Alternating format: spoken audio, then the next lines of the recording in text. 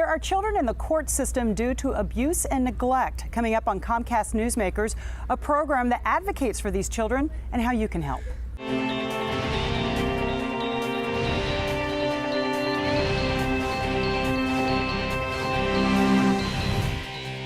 Hi, welcome to Comcast Newsmakers. I'm Sabrina Register. We're in Tacoma today at the Point Defiance Park near the beautifully restored pagoda. Joining me right now, Maureen Sorenson, who is CASA coordinator. Thanks so much for coming on the program. Thank you for having me. Yeah, so nice to meet you. Me too. For those who aren't familiar with CASA, what does CASA stand for and what does your organization do? CASA stands for Court-Appointed Special Advocate. CASAs are appointed by the judges in cases of abuse and neglect where children have been removed from their parents' care due to a CPS intervention.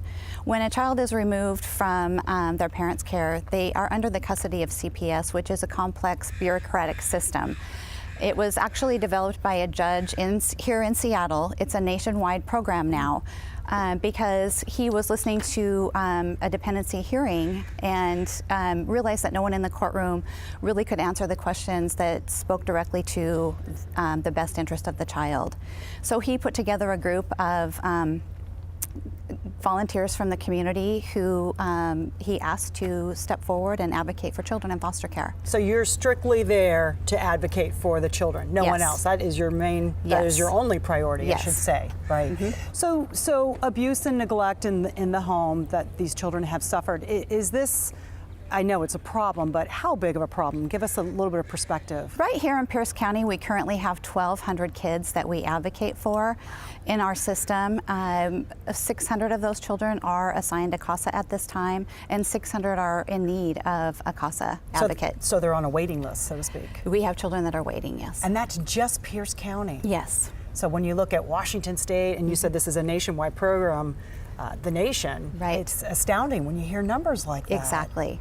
And I would imagine there's a variation when it comes to the severity of abuse and neglect in the home. Yes, our cases, when they are court involved, they are the worst cases of abuse and neglect because we really don't want children to have to enter the court system because of the long-term implications it has for them. So as we mentioned, you're there to advocate solely for the children. How do you help them, though? Give us an idea of what takes place in terms of your role. Sure. So the children are in foster care. CASAs go out to the foster home first and foremost to make sure that the foster home is a safe place. It's meeting the child's individual needs. We also go into the schools to make sure that their educational needs are being met. Children visit with their parents. Sometimes weekly, sometimes more than that. We go to visits. We invest in every domain of a child's life to make sure that all of their needs are being met. We make recommendations to the judges, excuse me, who are making decisions. We're the eyes and ears of the judges. I understand. So if someone's watching right now and they're interested in getting involved, do you have a need for volunteers? We have a big need for volunteers.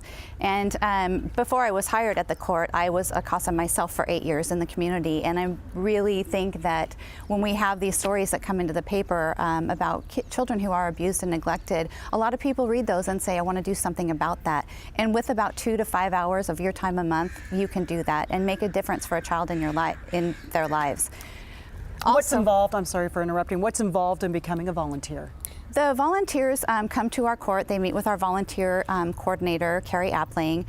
She does a short interview. They're interviewed again by one of the staff. It would be me or one of my coworkers. They attend a training. They do a background check, and they are assigned a CASA coordinator like myself who guide them and work with them to make sure that they are comfortable in the job that they're doing. Maureen Sorenson, we're out of time, but thank you so much. Thank you. Thanks for watching Comcast Newsmakers.